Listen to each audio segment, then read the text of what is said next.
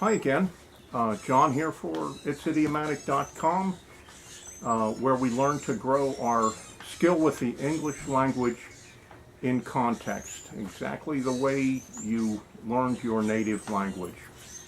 The context we're going to use today is instructive writing number 18 from my blog, and this is called Get Your Mind Out of the Gutter.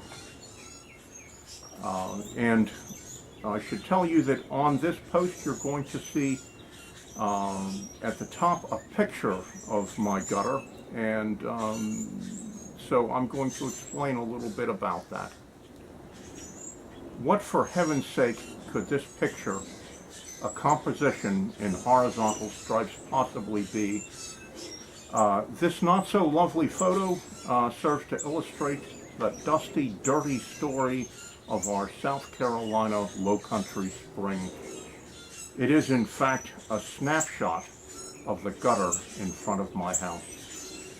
A gutter, you may know, is a trough for carrying away rainwater. There is the concrete gutter at the sides of streets, as in this picture. There are also metal ones hung below the eaves of roofs that channel rainwater off to downspouts so that it might not come directly down in great sheets and soak us to the skin when we enter or exit our houses. Gutters are good and useful things. There is, however, the common gutter snipe. This is a kind of bird you won't find in your field guide. A human sort of bird whose singing we don't always appreciate around our house. Living in an age-restricted community, as I do, I seldom observe this species in my neighborhood because a gutter snipe is, simply put, a bad little child. Age-restricted communities are quite common in the United States. I wonder if this is the case where you live. Do older people, senior citizens, like to wall themselves off from noisy, misbehaving children? It is hard, if not impossible, to go through life without saying something that could be taken the wrong way. Something misinterpreted as lewd, lascivious, or just plain smutty. When this happens, it is common to tell the offending person to get his or her mind out of the gutter.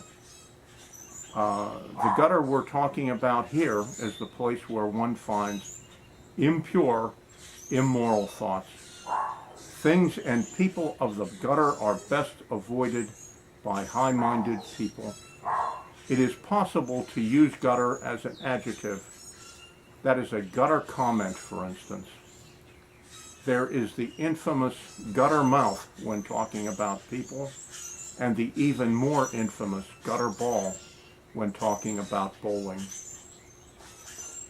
Perhaps not where you are, but here in South Carolina low country, by late February, we are most often seeing the first signs of spring, and some of these signs have found their way into my gutter. Live oak trees, so common here in the South, are beginning to drop last year's leaves, even as the new leaves begin to pop out. A visitor from the desert southwest of the U.S., she, having never been here, wondered why anyone would want a dead oak tree. The small, soggy clump of leaves accumulated in my gutter is from my oak tree. Soon, the small clumps will be great piles needing to be raked and carted off. But what is that yellow stuff that looks like paint, you ask? Besides the oaks and palms, the main tree here is the loblolly pine, and the yellow stuff is its pollen. The pine pollen is just starting and will be around for several weeks. Besides streaming into the gutters, it will be coating porch furniture, causing a hazy film on the surfaces of ponds, and dirtying up our cars. On windy days, great clouds of it can be seen blowing across the land. I call it yellow snow. For us allergy sufferers, we will be wheezing, sneezing, coughing when the pollen fills our air. Pollen time can't be over soon enough so that we can hose things off, sweep and rake our gutters, and start getting ready for summer.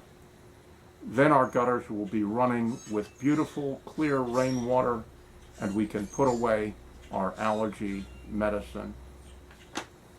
So, if you like this kind of learning in context, I hope you would subscribe to my channel and also to my website, itsidiomatic.com.